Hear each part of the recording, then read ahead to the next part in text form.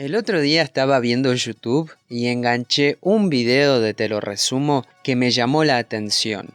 A mí me gusta su canal y cada tanto veo lo que hace. Hubo una época que fui re fanático, pero ahora lo veo cada vez menos. La cosa es que en ese video hablaba de sus películas favoritas basadas en libros de Stephen King. Y además mencionaba ciertos datos y hechos relacionados al autor a los cuales me gustaría reaccionar. ¿Qué fue lo que dijo? Quédense hasta el final para saberlo. Antes que nada, no me voy a meter con las películas que eligió, solo me voy a centrar en dos puntos y a explicar por qué. El primer punto tiene que ver con la historia de Stephen King como escritor. Jorge menciona lo siguiente. La historia de Stephen King como escritor no es de esas historias de superación, esas de que estuvo escribiendo 20 años hasta que finalmente la pegó. No, su primera novela, Carrie, la publicó en el 74 y al toque fue un éxito de ventas. Acá hay que hacer una aclaración. Carrie no es la primera novela que escribió, sino la cuarta. ¿Fue la primera en publicarse? Sí. Pero cuando salió a la luz, King llevaba años recibiendo rechazos de muchas editoriales. Y no solo eso. Una vez que se casó, trabajó en una lavandería, vivió con lo justo y muchas veces estuvo asediado por la pobreza. Como se dice en casi la mayoría de los documentales acerca de King, se había convertido en un escritor frustrado. Escribía mucho, pero no todo llegaba a los lectores. Algunos de sus cuentos salieron a la luz en revistas como Cavalier, Swank, Dude, entre otras. Tenía tantos problemas económicos que cuando vendía un cuento, la plata llegaba justo para pagar deudas. Por eso, cuando Jorge dice, no es de esas historias de superación en las que estuvo escribiendo 20 años hasta que finalmente la pegó, un poco lo es. No en la cantidad de años, sino en cuanto a la constancia. En Mientras escribo se cuentan todos los dramas por lo que pasó King con su familia, cuando se fue a estudiar, cuando se puso en pareja, cuando vivió en un remolque, en fin. Incluso te puedo mencionar un fragmento que dice lo siguiente. Mi carrera de escritor tampoco prosperaba. En las revistas para hombres, los cuentos de terror, ciencia ficción y policíacos estaban siendo sustituidos por los de sexo, cada vez más explícitos. Se añadía al problema otro más grave. Por primera vez en la vida me costaba escribir. El lastre eran las clases. Trabajaba con gente que me caía bien y me gustaban los niños, pero siempre llegaba al viernes por la tarde con la sensación de que mi cabeza era una batería y de que durante toda la semana había tenido puestos unos cables para cargar otras cabezas. Ha sido la época en que he estado más cerca de dar por perdido mi porvenir de escritor.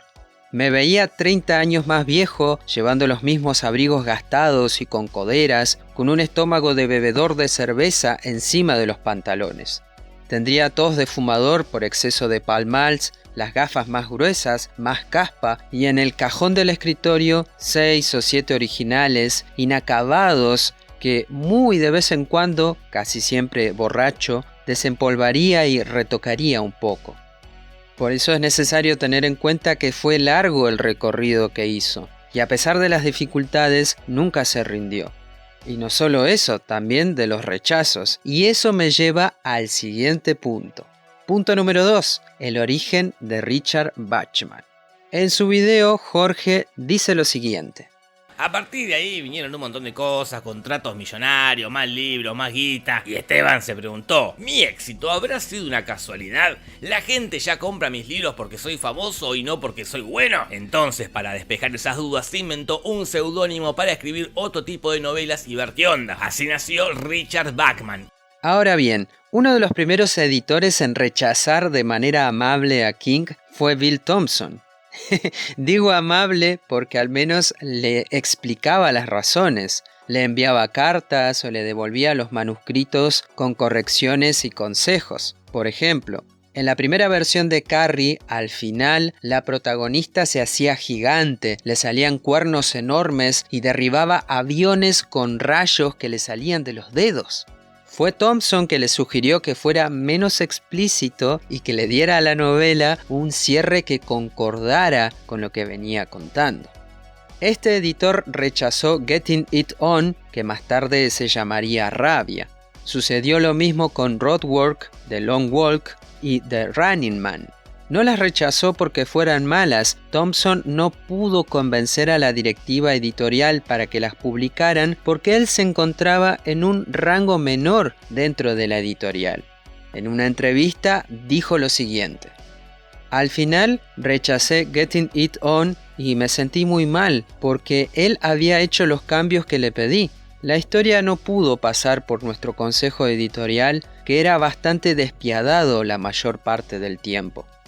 Muy mal, señores de la directiva, por rechazar ese manuscrito.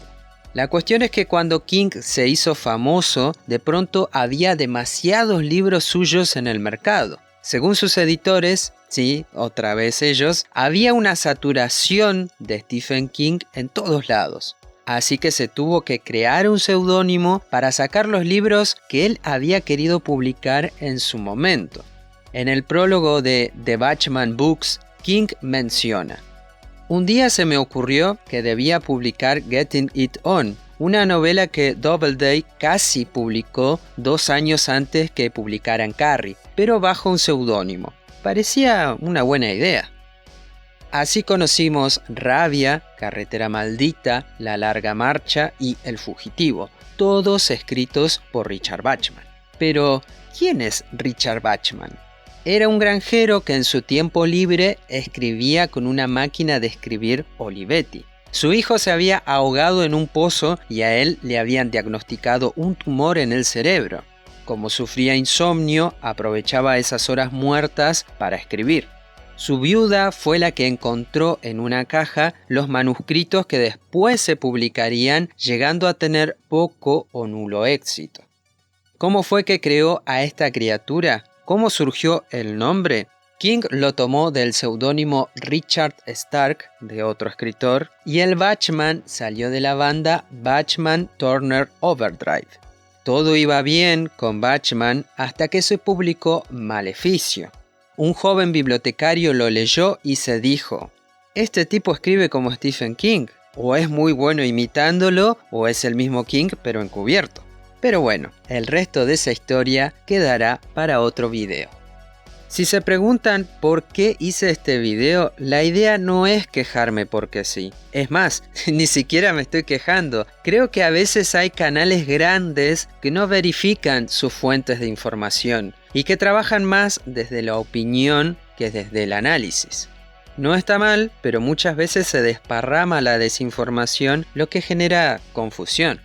Esto no lo hago para sentirme superior ni nada de eso, sino para generar un intercambio amistoso, un debate, si se quiere, donde cada uno pueda opinar lo que piensa. Claro, desde el respeto y la buena predisposición.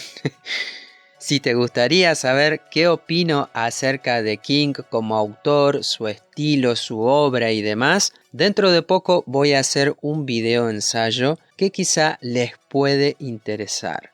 Si llegaron hasta acá, no te vayas sin dejar un me gusta, compartirle este video a algún amigo o amiga que le guste leer a Stephen King. Y si ya estás suscrito o suscripta, nos veremos la próxima.